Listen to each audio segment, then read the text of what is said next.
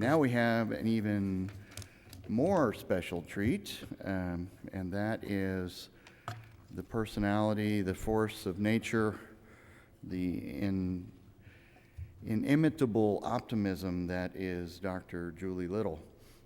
Dr. Little, Julie, as most of you know, is Vice President at EDUCAUSE.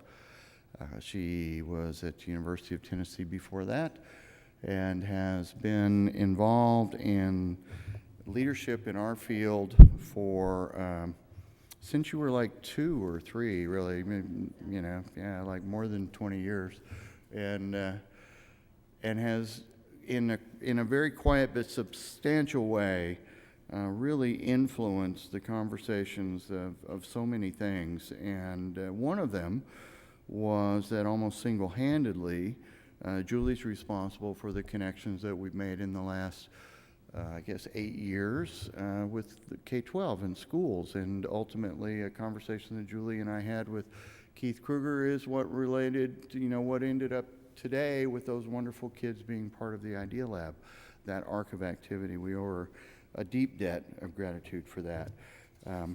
I have, thanks to Nancy, like 3 pages of additional detail which Julie begged me not to read, so I will honor her wishes and invite Julie to take the podium.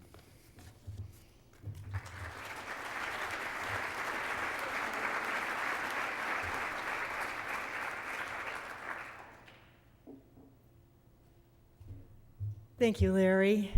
So we gave it up for ourselves a while ago, but why don't we just pause for a minute and give it up for the NMC staff? Don't they rock? Let's do it.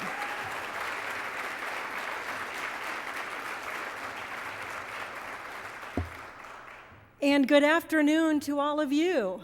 What a great couple of days worth of learning here. I'm so pleased to have been able to participate in this learning activist forum and engage in the kind of conversations that matter.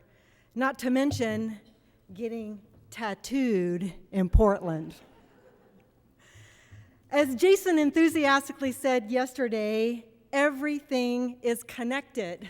Connectivity is built into everything. So he teed up the ball, so I suggest that we try to spike it for the point and examine some connections in higher education. So what is higher education in the connected age? Let me invite you to personally reflect on this question, and I'm going to bring up a video of EDUCAUSE President and CEO Diana Oblinger sharing some ideas that we've been connecting with over the past 18 months. Connecting is a powerful metaphor for IT and higher education. Anyone and everything can be interconnected: people, resources, data, ideas. Linked and tagged, tweeted and texted, followed and friended. As we become more connected, can higher education be better than we could have previously imagined? It's complex and messy in a bring-your-own-device, do-it-yourself learning, there's an app for that world. Yet it promises agility, flexibility, and personalization, and anyone can participate. Our connections create relationships. Our relationships create communities of faculty, of researchers, of learners, of institutions. Higher education is a connected community, and connections can do transformative things. When education is connected, it forms a pathway. Formal and informal learning are no longer separated. Learners can connect to an ever-widening circle of mentors, peers, experiences, and knowledge.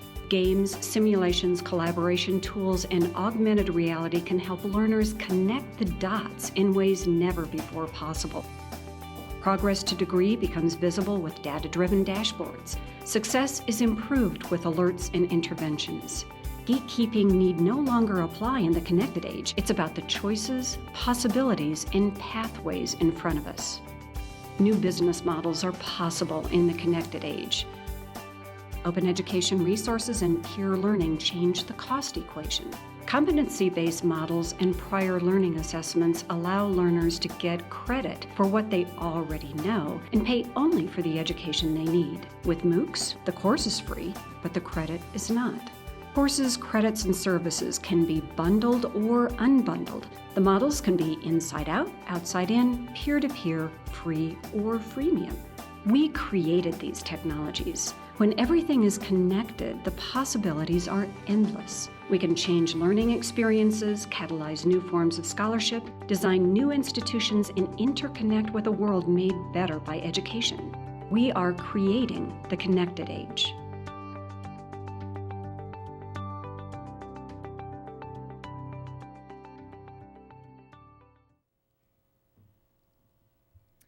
So learners are connected with other students, faculty, advisors, their families and friends through multiple applications, formal and informal in the physical and the virtual environments.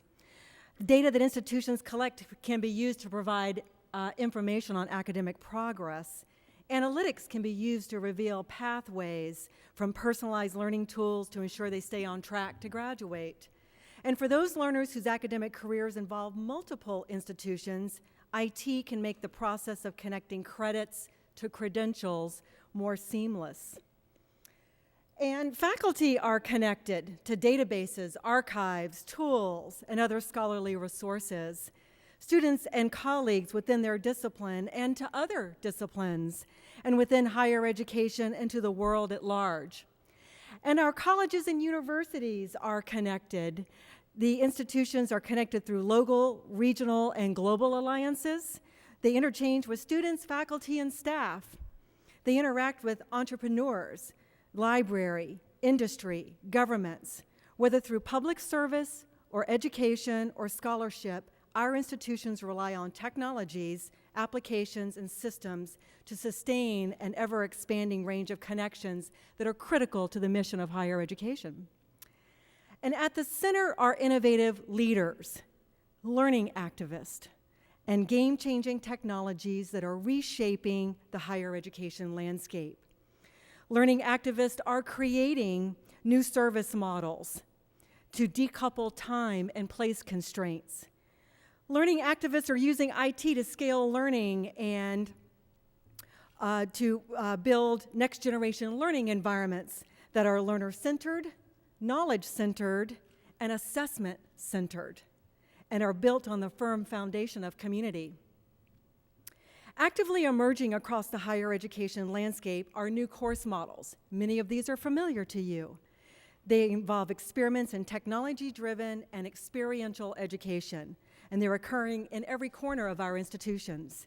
These experiments offer rich data analytics to help faculty members understand the learning process and support research and experimentation and instructional design by asking, how can the institution help students learn more effectively? How can we better leverage classroom time? And how can technology enable educators to better meet the needs of particular learners? So again, as noted, some of these models you're very familiar with. In the flipped course, for example, content's delivered as homework. Class time is reserved for collaborating with others and increasing understanding and addressing some misperceptions. The flipped model transforms classrooms from a focus on delivery of information to interaction and comprehension. One of the early projects at the intersection of cognition and online course design was the Carnegie Mellon University's OLI, Open Learning Initiative, which began in 2002. Two aspects that distinguish the OLI courses. One, these courses are created by teams of cognitive scientists, discipline content experts, human-machine interaction scientists, and instructional designers. And second distinguishing factor is that they gather systematically data about student performance and feed that data back into course improvement. Virginia Tech developed the first Math Emporium model. 500+ students could take self-paced, computer-based math courses simultaneously in one physical location. The model's key to success are combining interactive computer software with personalized on-demand assistance. And we all know the term blended course, and that involves altering the traditional course so that some portion of the course is conducted face-to-face and the rest is delivered online. The power of blended learning is that it is at the entry point to collaboration, student to student and student to expert. So let's talk a little bit about the MOOCs.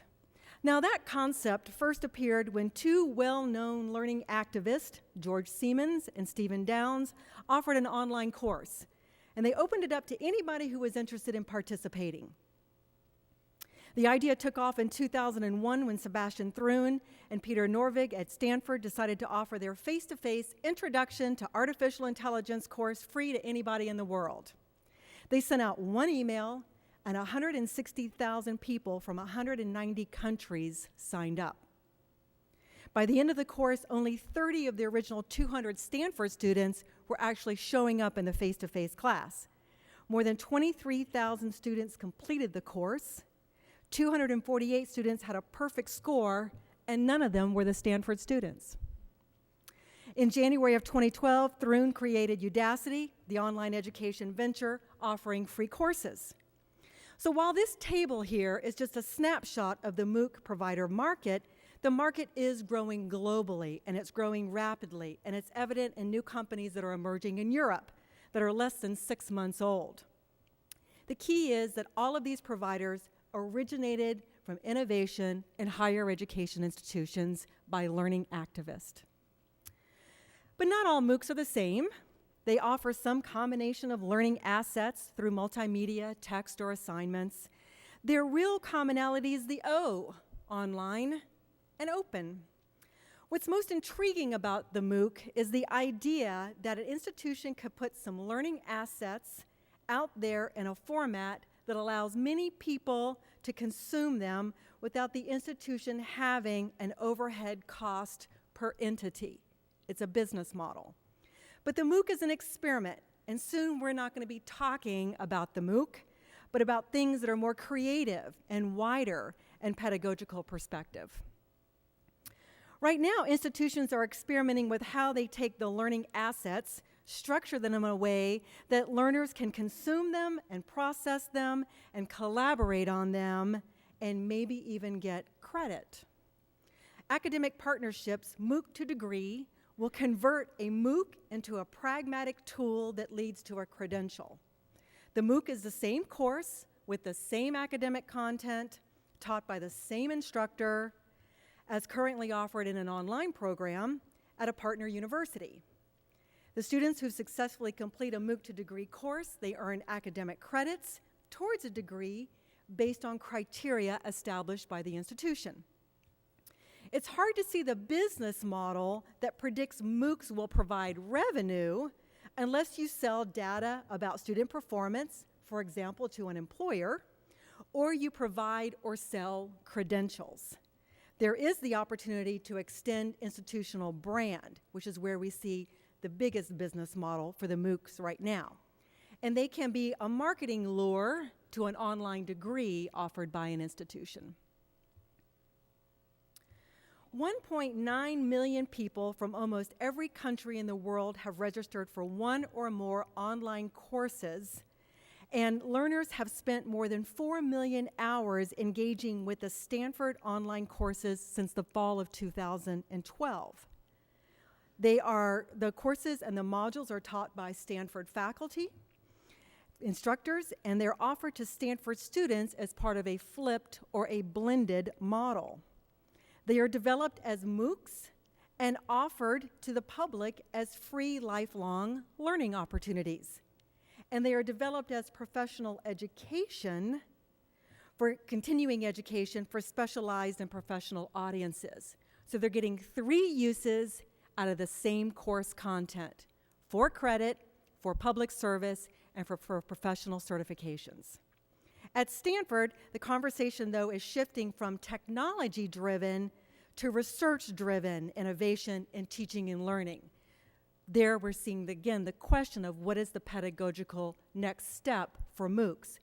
So let's push towards the MOOC 2.0, where content focuses on challenges rather than lectures, where student discussions are curated, where 24/7 student services are offered as part of the student platform, and alerts and notifications are designed to keep students engaged.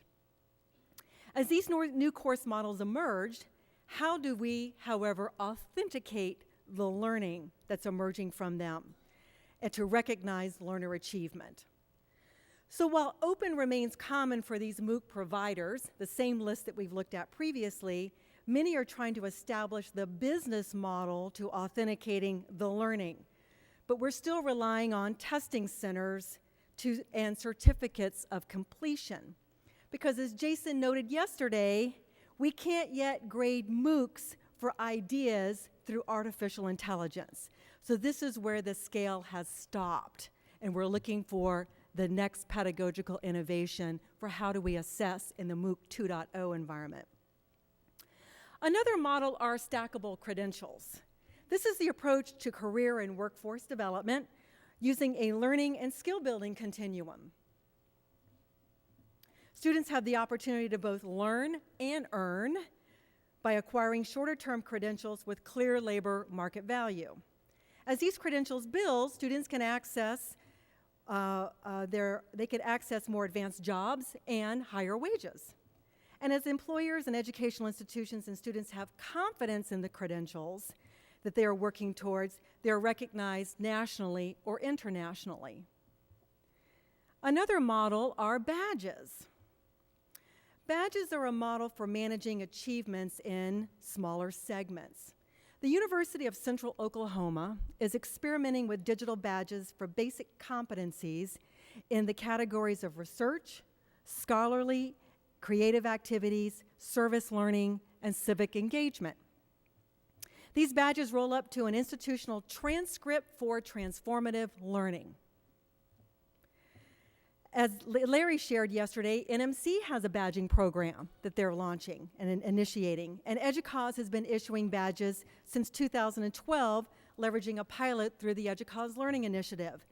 And all of our initiatives are about recognizing professional development, achievement, and knowledge building. In collaboration with the University of Central Florida, EDUCAUSE is offering a blended learning designer badge that leverages their Blend Kit MOOC.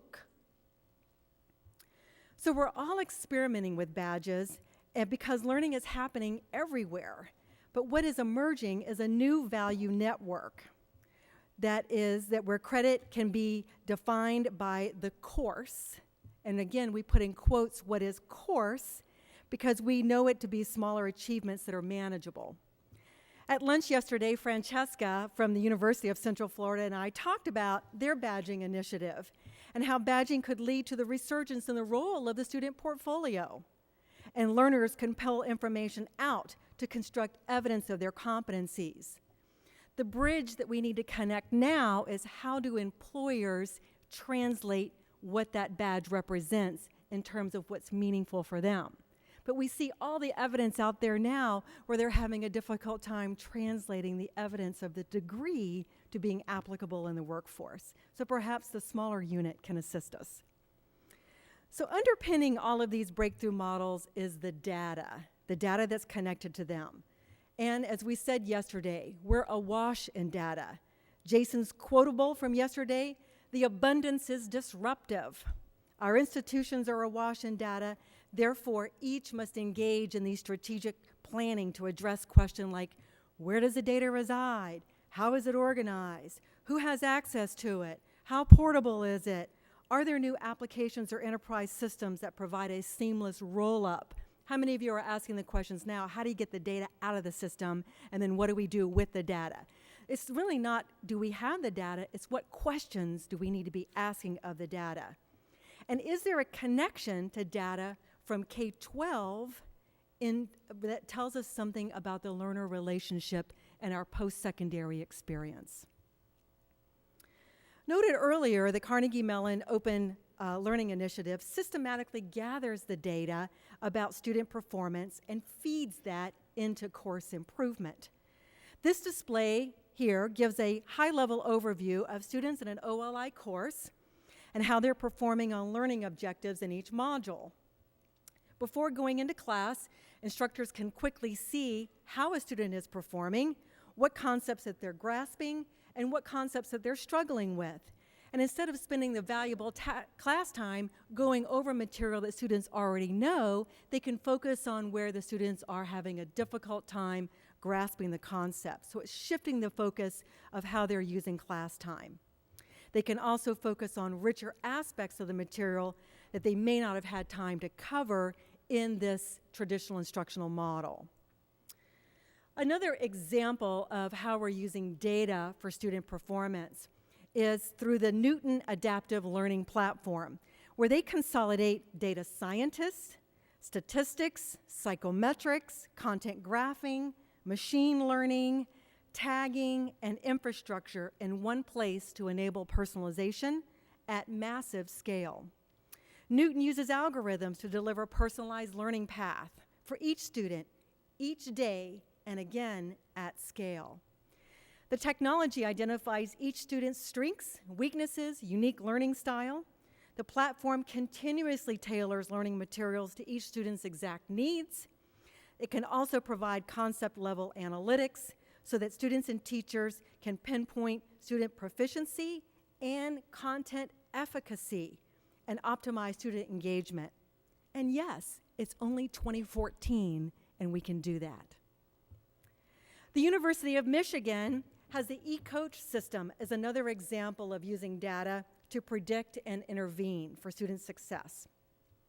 It's a digital platform that uses student preparation, their background, and initial performance to construct predictive models for their success.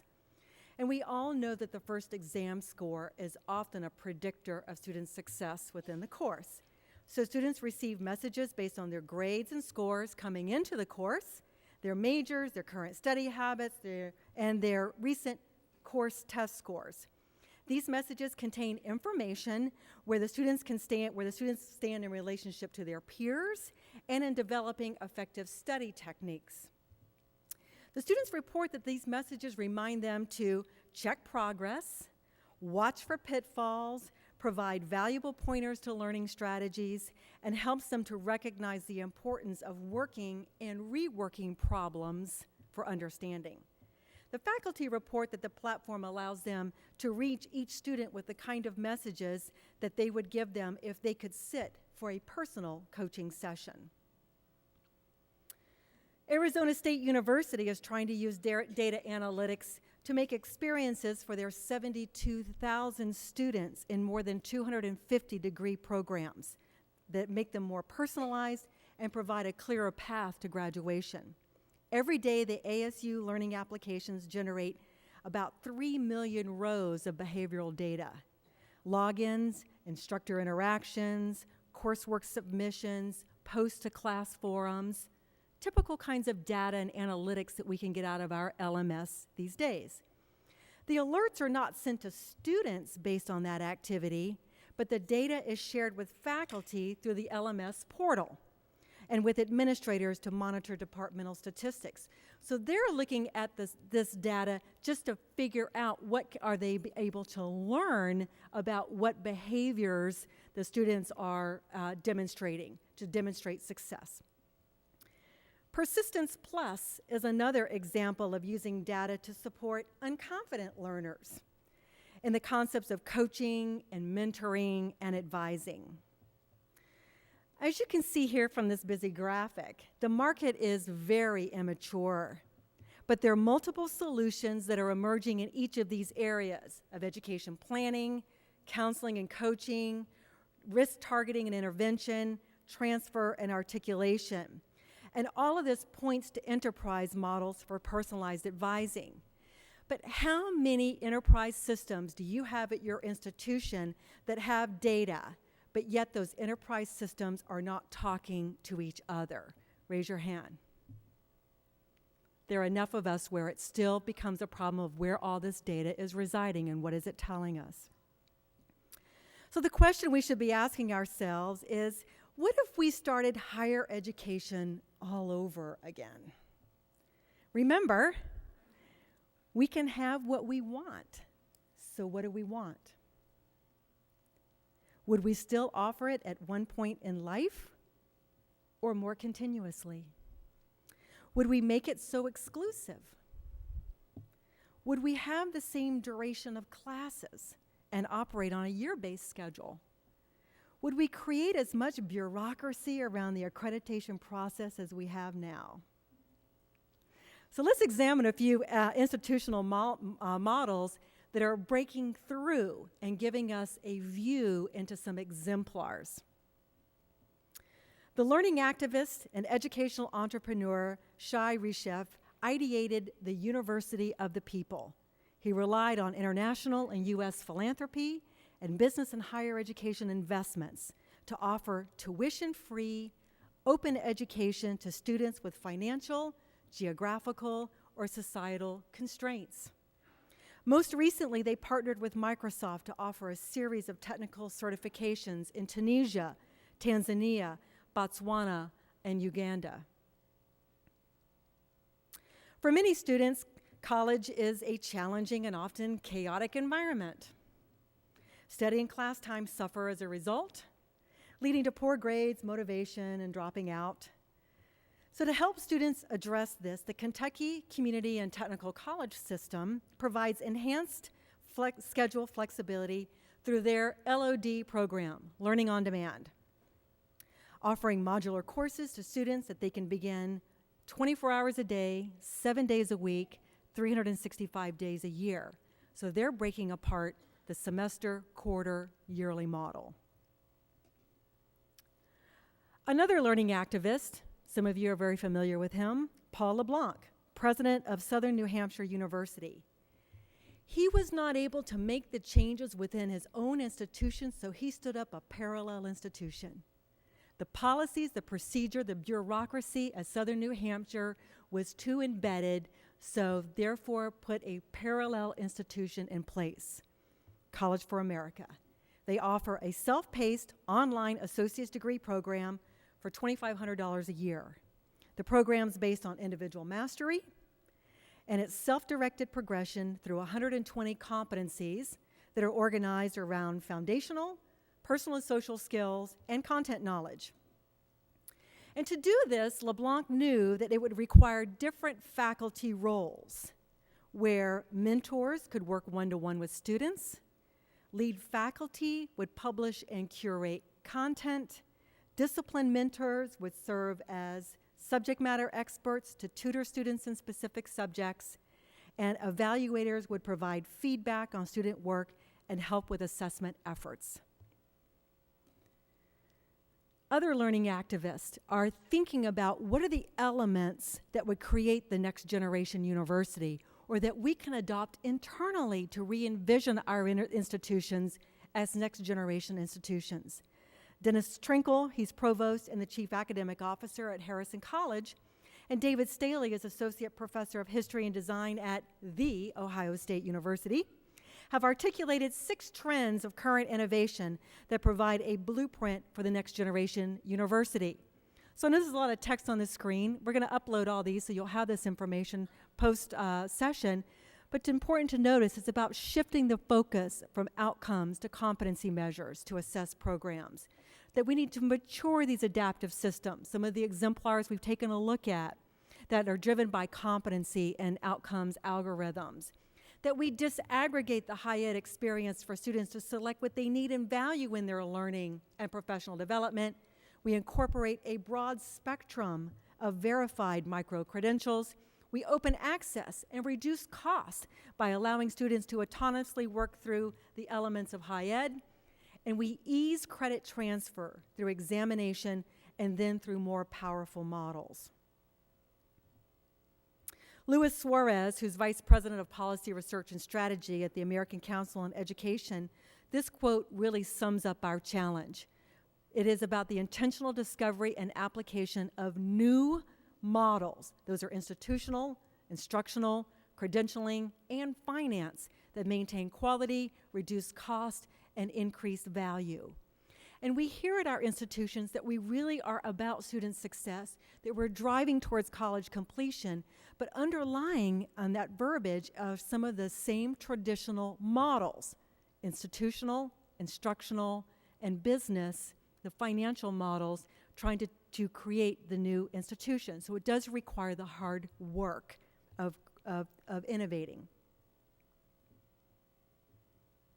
In a recent article, George Mahaffey of the American Association for State Colleges and Universities asked, when many courses are free and when the degree is being challenged by other forms of certification, what is the role of higher education?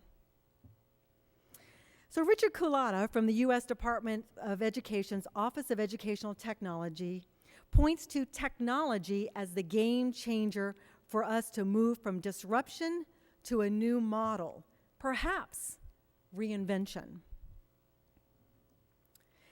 In their book, The Second Machine Age, Eric Brynjolfsson and Andrew McAfee, two MIT professors, write about the impact of digital technologies to transform and expand the economy.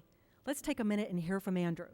This age is characterized by just astonishing technological progress, by the appearance every day of examples of science fiction become reality. Driverless cars. It's important to keep in mind, George Jetson actually drove his vehicle to work every day. So in this case, we're actually outstripping some examples of science fiction. We've got smartphones that talk back to us. It's kind of like the computer on Star Trek that would figure out what Kirk wanted and give it to him. We've got the world Jeopardy champion, no longer a human being, it's a computer these days. So in area after area, autonomous vehicles, natural language processing, humanoid robotics, speech synthesis, unstructured search, we're seeing examples of science fiction becoming reality after decades of slow, steady, really uninspiring incremental progress in a lot of these areas. The achievements we're seeing now remind me a lot of Hemingway's wonderful quote about how a person goes broke. He says it's gradually and then suddenly. So for me, the second machine age is the sudden period that we're in right now, where we've got these continuous examples of science fiction becoming reality. And from all the technology geeks that I've talked to, the very clear message that I keep hearing is all that stuff that you're seeing today, these are not the crowning achievements of the second machine age. These are the warm-up acts. We ain't seen nothing yet. And the innovations and advances that are going to come over the next few years, over the next decade, are going to continue to just blow us away. So why are we seeing all this progress just in the past few years? And there are three main reasons for it in our view. The first is the relentlessness and the accumulation of Moore's law. It's to the point now where the smartphones that we're carrying around are honestly about as powerful as the supercomputers of a generation ago. And they're even more impressive because they've got touch screens and GPS receivers and Wi-Fi transponders and cellular telephone receivers and accelerometers and compasses built into them. They're just jam-packed. They're these astonishing collections of digital technology, all of which are made possible by the steady improvement captured by Moore's law. The fact that digital devices tend to get about twice as good for the same dollar every 18 months. After that doubling has been going on for long enough, a difference in degree really does become a difference in kind. We find ourselves in a new machine age. The second reason is related to the first. It's that a lot of these devices are putting out massive amounts of data. So we do find ourselves in a big data world. It's not that the quantities of data are 5 times bigger, or 10 times bigger, an order of magnitude more than we're used to seeing. They're literally thousands or millions of times greater than we've seen in the past. My favorite cute example of that is the fact that in 2012, Cisco released a report. They looked at all the traffic going across their routers around the world, and they measured it in zettabytes. Now, we only have one prefix left in the existing metric system before we run out of metric system to describe how much data there is in the world. We've got the yottabyte. After that, we flat run out. So of course the digital geeks are aware of this and they've got a working group on it. The candidate they've proposed is the hellabyte. So we're going to head into the hellabyte era before too much longer. The third leg of the tripod for why we're in the second machine age now is a view of innovation. And in this view, innovations are not things that get used up and therefore we don't benefit from them anymore.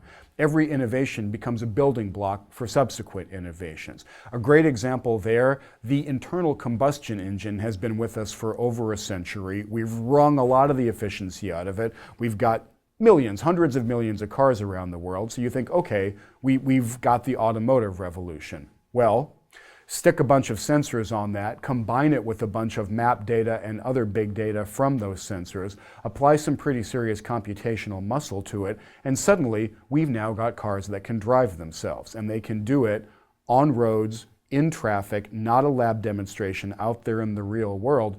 I've had the chance to ride in a Google completely autonomous car. It is an astonishing experience until it becomes boring, because the car is such a good driver that by the end of the ride, I felt like I was riding on the monorail that takes you from your gate to the terminal at the airport. We're going to continue to see improvement in these kinds of things, and we're going to continue to convert science fiction into reality.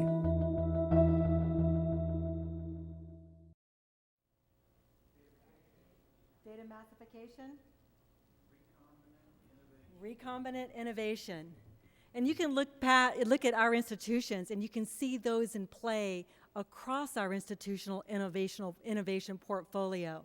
So we very much are sitting at the intersection of the second machine age in higher ed. So the next generation university must exploit the second machine age to leverage the connected age. In his 2010 book, Harnessing America's Wasted Talent, A New Ecology of Learning, Peter Smith writes that the learning possibility has moved from making time and place-bound access available on campuses and in the evenings. And the increasing capacity of the web has revolutionized our ability to manage learning and assessment. And that capacity, coupled with our ability to better harness the knowledge about how people learn, creates an enormous opportunity to move people beyond access to success.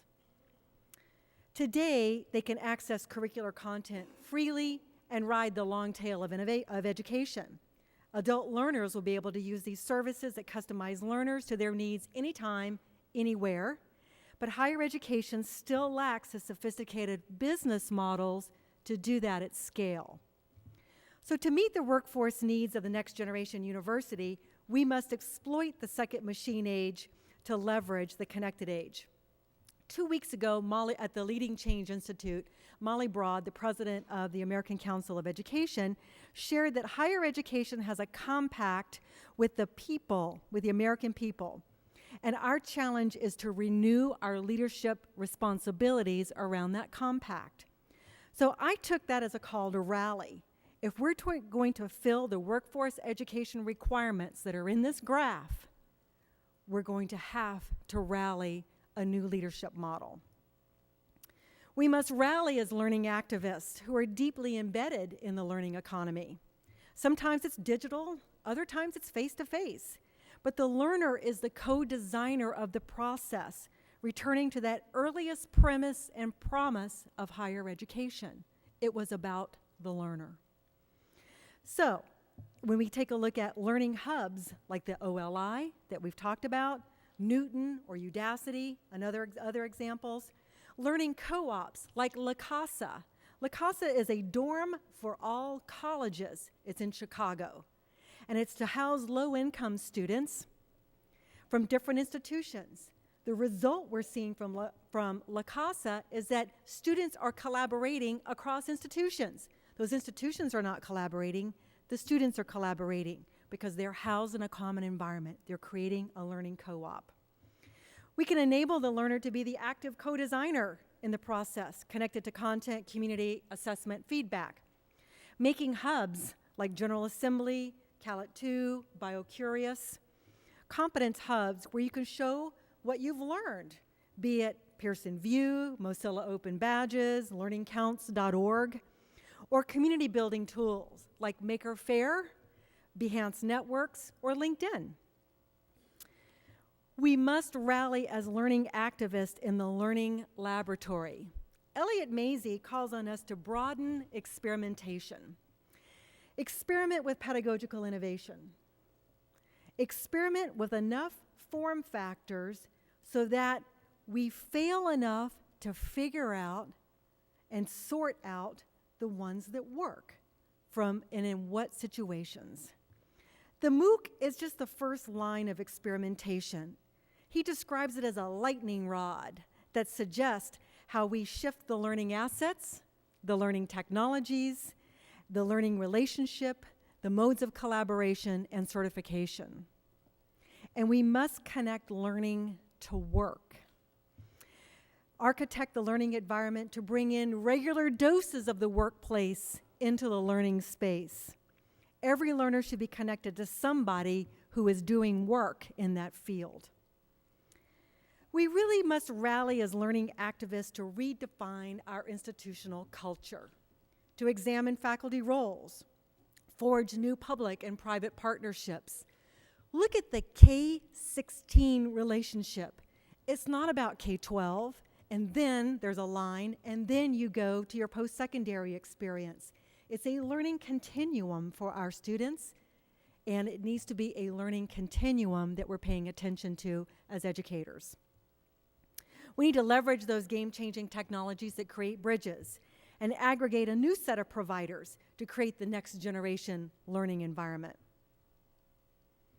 So let's rally as learning activists with a leadership manifesto. It's time for a revolution. Chuck Henry, the president of the Council of Library and Information Resources, says it takes leaders at institutions that understand how to carve discretionary funds to invest in innovation. We hear all too often, we don't have the money. We're cutting our budgets down to bone. But it takes the innovative leader that can look beyond that to figure out how to invest in innovation. It's a story we see in K-12. It's a story we're seeing in higher ed. Those institutional exemplars that we looked at are exemplars of where they looked beyond where they could not and asked the question, what do I want to do? Because I can. Our individual and shared NMC and EDUCAUSE members, we are a consortium for teaching and learning. We are a consortium of learning activists. Our innovation programs like the NMC Academy, the EDUCAUSE Institute Breakthrough Models Academy, the Breakthrough Models Incubator, these are examples that are forming the foundation for our own Khan Academy for learning activists, where we can network, share resources, ideas, and most importantly, lead.